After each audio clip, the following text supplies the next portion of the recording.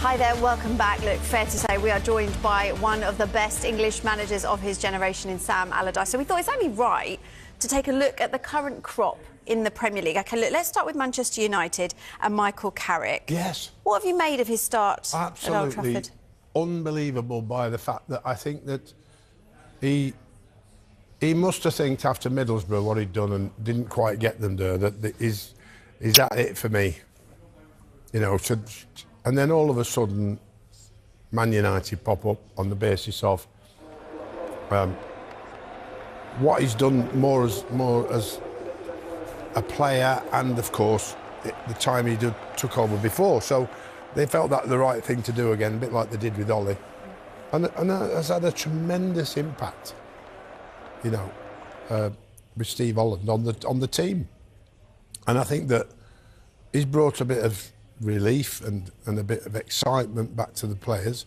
I think that his preparation is brilliant because they're not in any trophies and all they've got is the league, and that means time can be spent on moulding the team into the right shape to get the right results for him. So, you know, it's great to see. It's great to watch. They're entertaining. They're winning. They're scoring goals in the last minute. 1-1 draw at West Ham.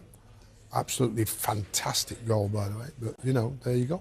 He knows the club inside out as well, doesn't he? Obviously, you know, you're friends with Sir Alex Ferguson.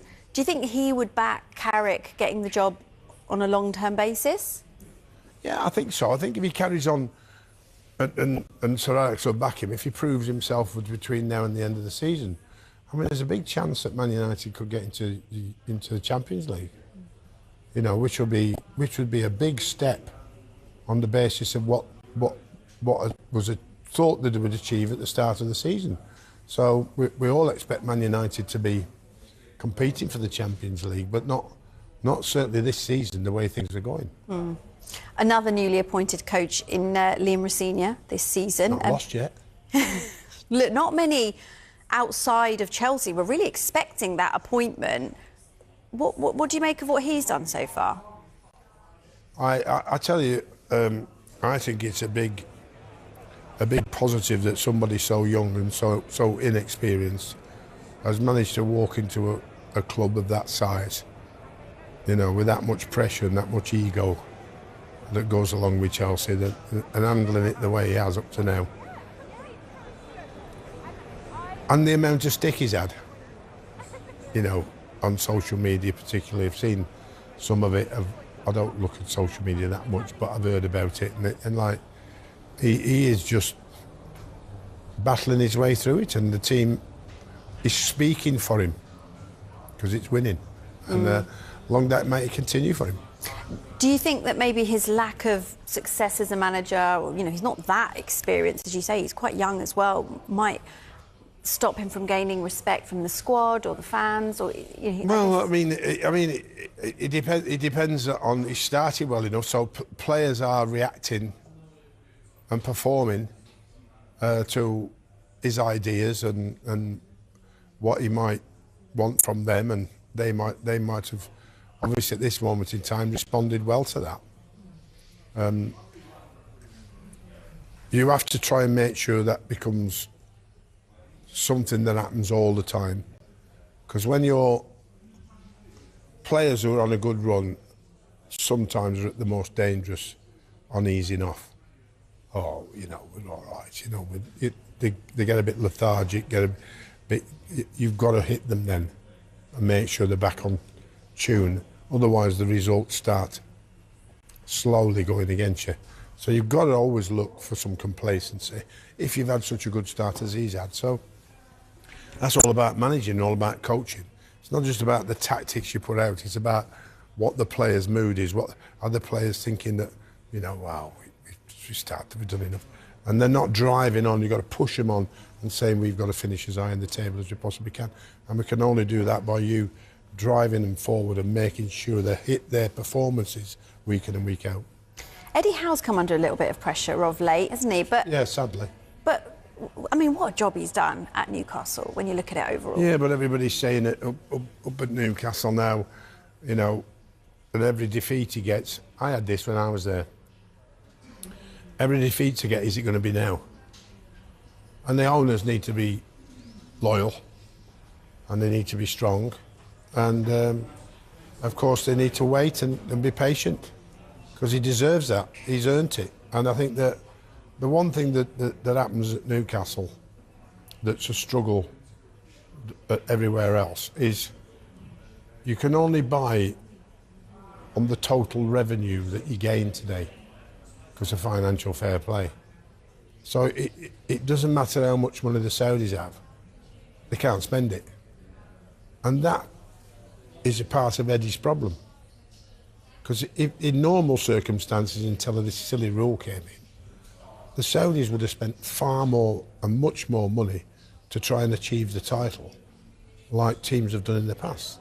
So we go back to Man City, yeah, we've gone to Chelsea, yeah, Man United, Liverpool, you know, even Blackburn Rovers way back, Jack Walker, he blew the Premier League apart by how much money he spent on the top players. What did they do? They won the league. Now you can't do that. So that makes life extremely difficult for Eddie to go for the right sort of players that will make Newcastle even greater than what they are now. I think they're playing the most exciting football they've played for absolute years. I think that the fact that he's achieved the Champions League in twice now, and he's won a trophy, it would be ludicrous to even think about firing him. Yeah, and he has said, you know, he's reaffirmed he's the right man to take the club forward. OK, we're going to look at more of an established manager now in Martin O'Neill as he prepares to take charge of his 1,000th game in management tonight. This is in Celtic's Europa League tie against Stuttgart, the 1,000 club. You know it well, Sam. He joins his prestigious club, yourself, Sir Alex Ferguson, Pep Guardiola. Just how much of an honour is it to be in that club? Well, it's there in black and white, you know, and I think it's probably, or the way things are going, it may be more difficult for more coaches to achieve than ever before with the ever wielding movement of managers in and out of jobs, like you mean. But it's just where did it all go?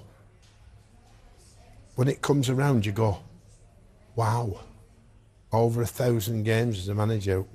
When you first started off, or I first started off as caretaker manager at Preston North End, and then come back to Notts County and move on from there to club after club after club.